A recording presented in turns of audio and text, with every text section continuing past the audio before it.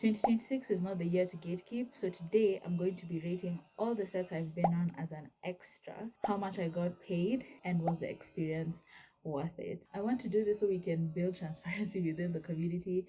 Take note, these are all my personal experiences. This is not trying to throw shade at anyone. I just want to make sure that if you're going into acting as a no-name actor, you have to understand that sometimes you'll get these really small roles and they won't pay much, and so that you can know what you're going into, because my love, it's tough out here. So number one is actually the one that's going to surprise you guys the most, and that was MTV Sugar Mashariki. I'm going to rate it a 1 out of 10. The one is actually just because of the people I met there.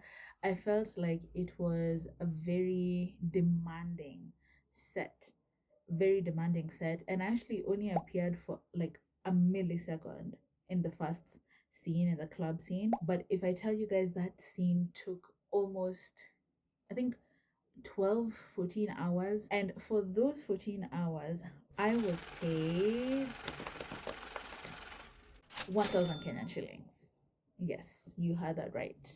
1,000 Kenyan shillings. The problems I had with this set is, one, we were told to arrive at 6 p.m. and we were told we'd be done by maybe around 12, but that was not the case. It took forever. By the time I was lucky, I wore boots. There were girls in high heels the whole night who had to, you have to redo scenes, you have to do so many things. We were so many extras, like extras plus staff. I wouldn't even be surprised if we were like maybe over 500 people. There were so many extras. It was just a crazy night and I was so exhausted. It was shot on a Sunday and I had work the next day. I ended up getting home at maybe 7 or 8 a.m. I just slept for 10 minutes, showered, and then got to work. When this was a set they said would only take until midnight latest. It's fine if sets go overtime, but the pay, in my opinion, was not worth it. The next set I was on was Lazizi, which is a new show that's on Showmax. I was a featured extra in one of the later episodes as a news anchor. This one, I'll give it a 5 or 6 out of 10. It was a very short set. Maybe it was because I just had a few lines, but it was a very short set. As I waited for my part, because we were shooting on the same day as they were shooting other lines for the main characters, I got a lot of experience from that, just watching how it works, being able to see the actors in their element. So that one was very interesting. Everyone was very nice, the food was great. It was an okay set. I can't complain much about it, I can't say much. Yeah, so Lazizi, 5, 6 out of 10. I got paid 3,000. The last set I went for was for a Russian soap opera. So there was a Russian production company that came here to do a co-production with the Kenyan team here. In the soap opera, the episode was when the Russians were coming to Kenya to do have a safari, and they needed people to do the airport scene.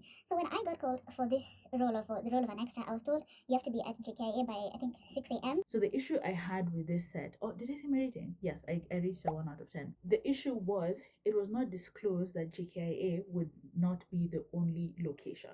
So I knew, okay, I'm going there 6 a.m. I'm doing JKIA, we're doing a few rounds, yada yada yada. Yeah. When we were at the tail end of finishing the JKIA shoot, I'm hearing fununu from the other extras. Oh, do you guys know that we've been told there's another set that you were supposed to be going to? I'm like, Shem, the way I am so tired. I am ready to go home.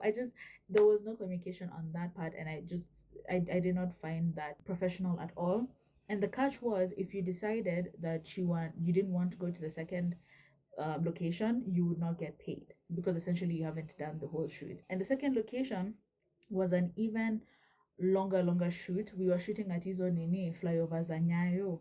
I don't know if it's, yeah, like as you're heading to Nyayo, there are some flyovers over there, and we had to pretend like we were just locals walking up and down. My feet were on fire, guys.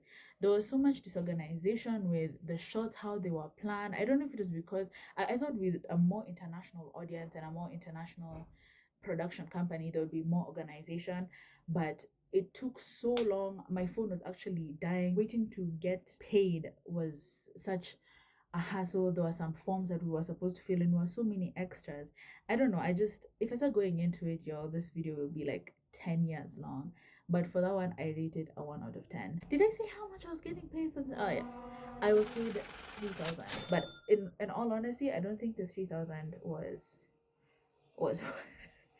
was worth it. The only good thing was that I made some friends, and they were actually the ones who were telling me, like, calm down, don't be, because I was done. By the end of it, my feet were swollen, my phone was dead. I had 50 bob that I had withdrawn to be able to just get a ride home, which was lucky. That is what I can say about the sets I've been on as an extra. All in all, I'm really grateful for these opportunities. They have taught me a lot, and it's really taught me what opportunities to take and which ones not to take. So I hope this has given you a bit of a glimpse into the acting scene in Kenya, the current state. If you're an aspiring actor, all the best. 2026 is going to be your year, and we got this. We got this, guys. I'll see you guys in my next video. Bye.